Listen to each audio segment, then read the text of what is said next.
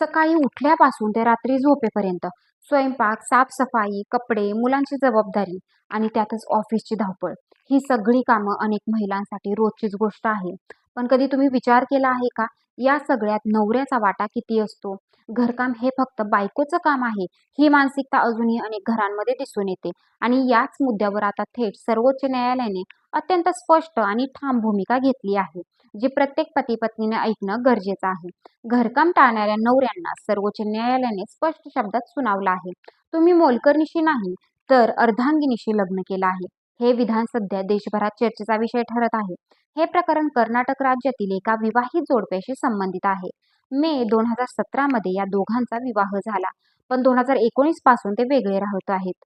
पतीने पत्नीविरोधात क्रूरतेच्या कारणावरून घटस्फोटासाठी अर्ज दाखल केला होता. कनिष्ठ न्यायालयाने पतीच्या बाजूने निर्णय देत घटस्फोट मंजूर केला. मात्र कर्नाटक उच्च न्यायालयाने हा निर्णय उलटवला आणि पतीचा दावा फेटाळून लावला. यानंतर पतीने थेट सर्वोच्च न्यायालयात धाव घेतली. या प्रकरणाची सुनवाई करताना न्यायमूर्ती विक्रमनाथ आणि न्यायमूर्ती संदीप मेहता यांच्या खंडपीठाने अतिशय स्पष्ट शब्दात मत व्यक्त केलं.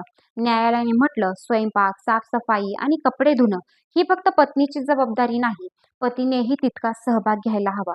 आणखी एक महत्त्वाची गोष्ट म्हणजे पत्नी स्वयंपाक करत नाही म्हणून तिला क्रूर म्हणणं चुकीचं आहे. आजच्या काळात स्त्री आणि पुरुष दोघेही काम करत असतील तर घरकामाची जबाबदारी ही दोघांनीही समानपणे उचलली पाहिजे, असं न्यायालयाने स्पष्ट केलं आहे. सुनावणीदरम्यान पतीच्या वकिलांनी असा युक्तिवाद केला की पत्नी स्वयंपाक करत नाही, घरकाम करत नाही, त्यामुळे ती क्रूर वागते. मात्र न्यायालयाने हा युक्तिवाद फेटाळून लावत ठामपणे सांगितलं, हे कारण घटस्फोटासाठी ग्राह्य धरता येणार नाही.